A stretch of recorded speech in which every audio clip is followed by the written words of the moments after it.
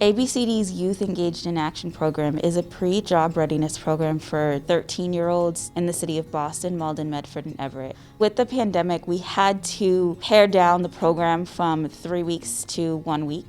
We also had to shift to an online platform. That means changing what we provided as education for the youth. We had to cut down on the amount of speakers, and we also cut out field trips. It was really sad cutting out all of that stuff, but it was important to make sure that our teachers and our children were safe.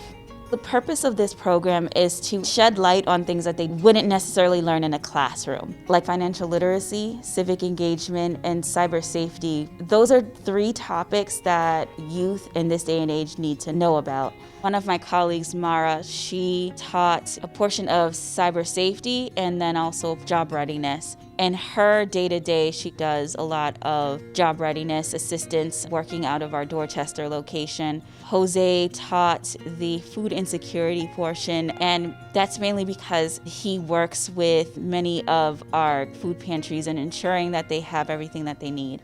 Depending on the topic, we may have had a speaker. Some of the speakers this year included BPD, City Councilor Arroyo, and the team from About Fresh. The speakers, they give them an insight of different views that individuals have in the city of Boston. I believe it's important to start talking about these topics at an early age because it allows the youth time to practice these skills that we're giving them.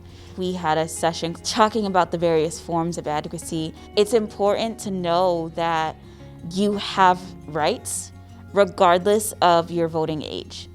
And many of the youth that we were speaking to and educating on this didn't realize that they had a voice and that people will actually listen to what they have to say. We were joined by the City Councilor Arroyo, and it was very interesting having him on the call. By the end of the 30-minute session, many of them were more engaged and interested in advocacy.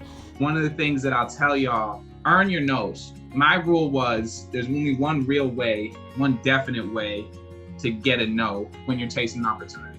And the only real way that happens, the most guaranteed way to do it, is for you to say, I'm not gonna get this, I'm not gonna apply for that. That's the only guaranteed no you got, right?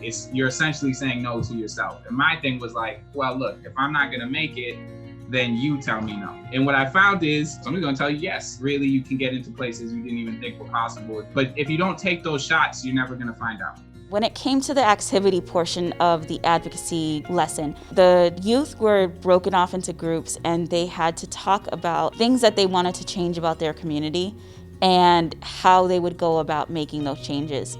What we thought of was better school lunches, and our ideas were to go to either go to a supermarket nearby the school and try and pay them so they could give us the food.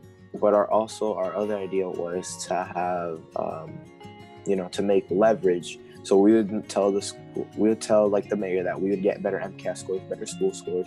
We would have to have better lunch because that would fuel our learning.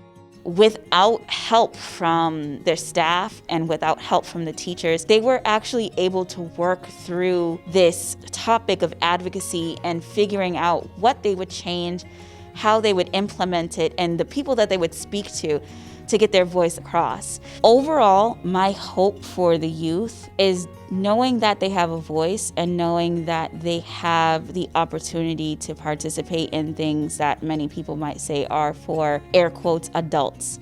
It's never too early to start saving. It's never too early to start participating in political conversations. It's important that they know that they do have say in what goes on around them.